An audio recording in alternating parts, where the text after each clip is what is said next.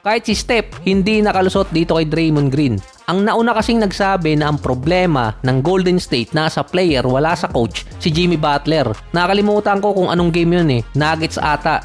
Sinundan naman ni Draymond Green after nilang matalo versus dito sa OKC. Na ang mga player ngayon ng Golden State walang commitment na manalo sa game, na mukhang may pinatatamaan si Draymond na sinabing may personal agenda ang mga player ng Warriors. Iisa or dalawang player lang naman yun, kaso sinakyan ng isang media personality, kaya nagkaroon pa ng sagutan si Draymond at isang insider. Sa statement kasi ni Draymond, meron kasi dong we as a player parang hindi willing manalo. Ang binanggit naman sa media si Podziemski at si Kuminga, kaso nadamay pa si Steph. Na parang unfair yung ginagawa ngayon ng mga player dito kay Steph. Versus OKC prior sa game dito sa San Antonio, meron si Steph na 11 points at 4 out of 13 mula sa field. Nasa 30% shooting. Versus San Antonio naman, dapat hindi siya maglalaro.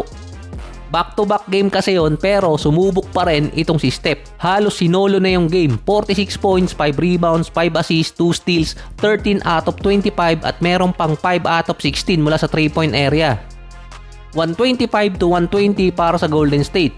Base kay Steph, tinamaan daw kasi siya sa sinabi ni Draymond na merong mga personal agenda. Si Steph ang nag-respond sa sinabi ni Draymond imbes na si Podziemski at si Kuminga na kinabit naman ng media. In-acknowledge din naman ni Steph na yung mga sinabi ni Draymond, trap lang yun para sa kanya at para mag-respond din siya sa game dahil nga matagal siya nag-i-struggle. Dahil ilang games nga siyang nawala dahil nagkaroon ng sakit tapos struggling pa yung shooting niya. Nasinundan pa yon ng report ng ibang insider na nagkakaroon na ng initan sa loob ng locker room ng Golden State. Ang lupit din ni Butler, wala pang isang buong season, meron na agad issue. So hindi ko tinuturo si Butler, siya ang ginagawang targeta ng media ngayon. Sinisimula na naman siya, kasama si Draymond.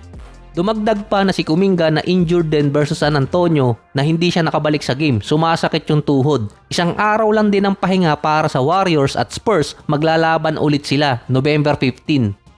Meron pang tatlong natitirang road game ang Golden State. Pangalawang panalo pa lang nila sa road pero 5-0 sila sa home court. Since 2023 season pa ang problema nila sa away game na hindi pa rin nila nare-resolve hanggang ngayon. Malaki ang chance na manalo sila sa home court pero kapag away game, alam nang natatalo sila. Ang Dallas naman tinalo ng Phoenix Suns na wala pa si PJ Washington dahil nagkaroon ng injury sa balikat, 123 to 114. Double whammy ang nangyari sa Dallas ngayon. Si Flagg nasa 16.6 rebounds at 6 assists. Si Klay Thompson naman maganda rin naman ang nilaro, nasa 19 points at 6 out of 16 mula sa 3-point area. Nawala si Nico Harrison pero andun pa rin ang issue ng Dallas since last trade last season, yung injury ng player. Tatlo na ngayon sa core player ng Dallas ang wala dahil merong injury, si AD, Kyrie at si Washington. Nag-a-average pa naman siya ngayong season ng 15 points at 8 rebounds per game. Ang mostly sasalupa ng minuto nitong si Washington, si Klay Thompson. Ang Detroit naman pangalawang team ngayong season na naka-double digit win, 10-2 record na meron pang 8-game winning streak matapos nilang talunin ng Bulls. Ang tumalo pa sa Bulls ngayon parang G-League team ng Detroit dahil wala si Jalen Duren at si Cade Cunningham. Si Paul Reed pa ang naging leading scorer ng Pistons, 28 points, 13 rebounds at 6 assists. Si kagawad naman Duncan Robinson nasa 23 points at 7 out of 10 mula sa 3-point area.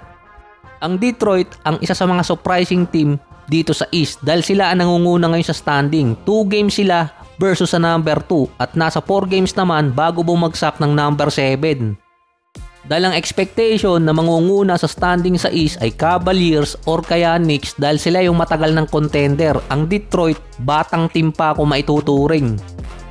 Parang nilagyan naman ng flood control yung Lakers kontra sa OKC, 121 to 92. Umabot pa yung lamang sa 37 points. Halftime pa lang, hindi na maganda yung pangitain. 70 to 38 para sa OKC. Hindi rin makapaniwala si Luka sa nangyari sa game. Back to back pa yung game ng OKC at parehas nilang tinambakan yung Golden State at LA.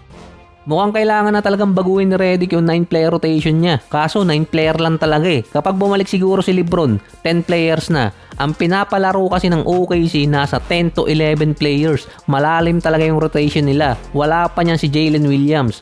Merong bad game, good game lang talaga. Iba lang talaga yung level ngayon ng Thunder kumpara nung nakaraan season.